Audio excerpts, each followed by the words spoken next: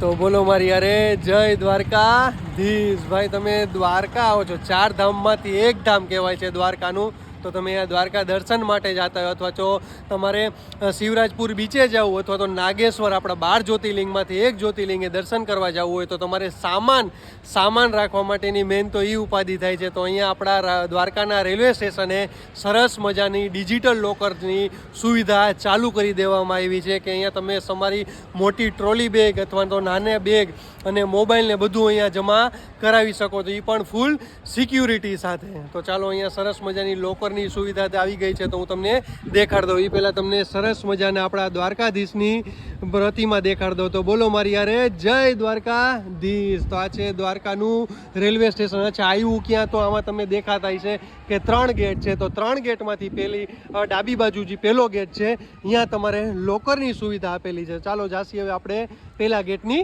અંદર. ચાલો, તમારે પ્લેટફોર્મની અંદર પણ નહીં જવું પડે અને તમે આપણે ડાબી બાજુ જે ગેટ છે એની સામે જ તમને મળી જશે સ્માર્ટ લગેજ લોકર. તો આ રીતનું સરસ મજાનું સ્માર્ટ લગેજ લોકર મળી જશે તમને, એ પણ ફૂલ સિક્યુરિટી સાથે.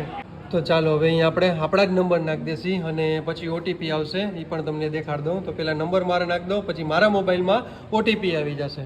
જોઈ લ્યો, આ રીતે આપણામાં ઓટીપી આવી ગયો છે.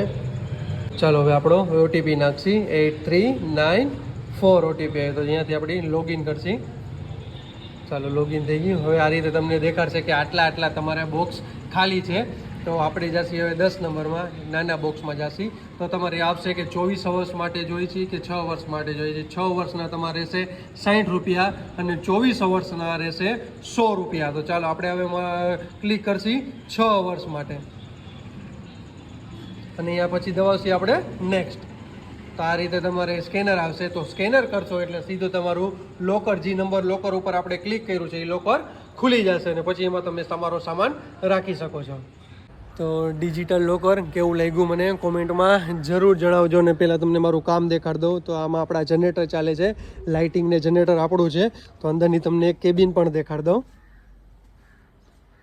અને સામે આવી ગઈ છે અન્નાકુલમ, ઓખા. અન્નાકુલમથી આવી અને હવે ઓખા જશે. અને કોમેન્ટમાં જય દ્વારકાધીશ લખવાનું ભૂલતા નહીં.